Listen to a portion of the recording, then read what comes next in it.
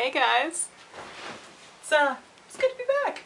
Yeah, we're back with the shelf and the chair and the sitting and the talking. It's nice, right? I missed you guys a lot. Feels good. Feels real good. So, I don't even know what day it is anymore. It is Tuesday, July 3rd. Yeah, tomorrow is the 4th of July. Exciting. Unless you don't live in America, in which case it's just a Wednesday. But anyway, so for July, we're supposed to be talking about the Once and Future King. Unfortunately, because my life is clearly just a series of mishaps, a few weeks ago I ordered the Once and Future King from my library because, silly me, I thought that the library, of all places, would be reliable and would get me my book on time so that I could read it on time. But unfortunately, even though I ordered the book like the first week of June, it has still not arrived. And so I have not read The Once and Future King because it has not come yet. So I can't exactly talk about it because I haven't read it. Yeah, I'm not pleased because I was actually really looking forward to reading The Once and Future King because I'm actually really into Arthurian legend, which is basically what The Once and Future King is all about. So since I can't talk about it, because I haven't read it, I might as well use my prior knowledge of Arthurian legend, and since everybody seemed to really like my last weird, slightly off-topic educational video, make another video basically about one of my favorite Arthurian legends that does not actually include King Arthur. And that is the story of Culhwch and Olwen, which Sarah might be familiar with because it's Welsh, and I know how much you like Wales, so forgive me if the version of the story that I am familiar with is incorrect. I only know what I have been taught and what I have read, so bear with me also on the pronunciation of names. So basically, there's this guy Culhwch, and he has a wicked stepmother. And because his wicked stepmother doesn't like him, she curses him to only be able to marry this girl named Olwen, which, as far as curses go, doesn't sound so bad, except that Olwen is the daughter of a giant named Yspadaden, who kills people. A lot of people. Not a nice guy. So Culhwch is like, wow, this is shit, because she's the daughter of this giant, and now I cannot marry anybody but her. Balls.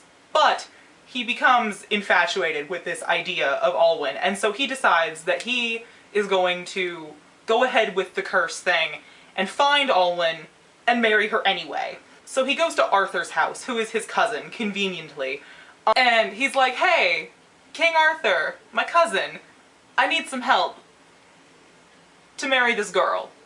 What do you say? Help me? And because I guess Arthur has nothing better to do being the King of England and all, he says, sure, bro, here, I'll give you my 6 finest warriors, which include Kay and Galahad and Gawain and all the other really good knights, and is just like, yeah, just take your fucking sweet time, go on, use them, find your bride, have fun, don't get killed by a giant, see you later.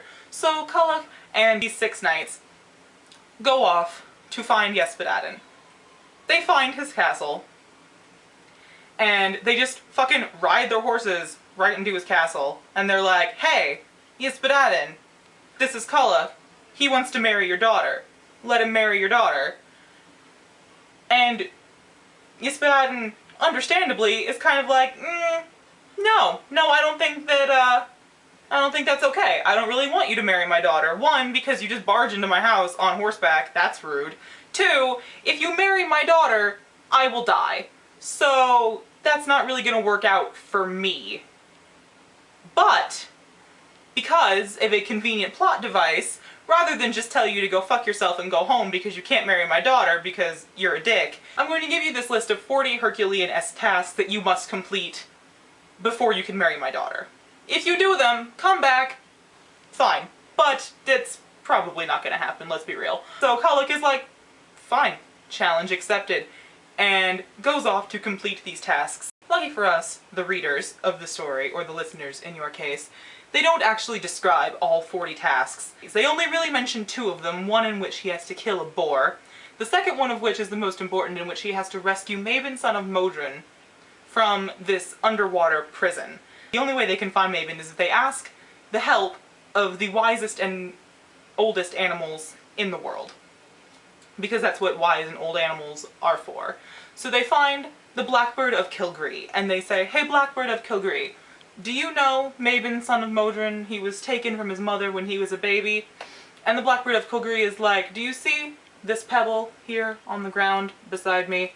This pebble was once an anvil that my beak has whittled down into this pebble that you see now.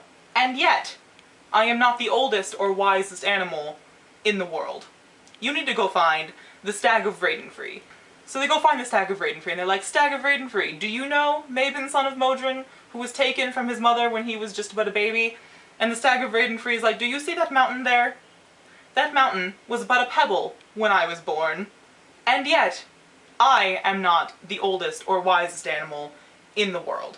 You need to go find the Salmon of Linlu." So they're just like, "Okay, fine." So they go to the river and they find the Salmon of Linlu, which is like this huge salmon. Huge salmon. Just like imagine like a regular salmon, the size of like a whale. Big fucking salmon in the river. And they're like, "Salmon of Linlu, please tell me for the love of God that you know who Mabon, son of Modron is, and that you can tell us where he is." And the Salmon of Linlu is like, "Of course I know who that guy is. I hear him crying all the time under the water. Here, I'll show you." So, easy as that, the salmon just leads them to Mabon, and they release him from his watery prison, where no one was supposed to find him, but apparently it was super easy. And Mabon pledges his life to Arthur, and they all get on their horses and ride back to Yspadaden's house. And they come back into Yspadaden's house, and Culhwch is like, "Hey, Yspadaden, I did all your stupid trials. Let me marry your daughter." And before Yspadaden even has the chance to say yes or no, he beheads him, and thus marries Olwen, fulfills the curse, which really wasn't all that much of a curse, because it actually worked out really well for both Culhwch and Olwen, so you kind of failed on that one, wicked stepmother. Slayed the giant, married the girl, rode off into the sunset, everything is great. The end. I wanted to have a quick shout out. I was at VidCon this past weekend, and a very nice young watcher came up to me and recognized me and said hi and gave me a hug. So, "Hi Rosie, I remember you." So that was a thing that happened. I just wanted to say hi to you in a video. And yeah, so hopefully I will see Kalinda tomorrow, and the rest of you I will see next week, because fairly well, Bookfighters.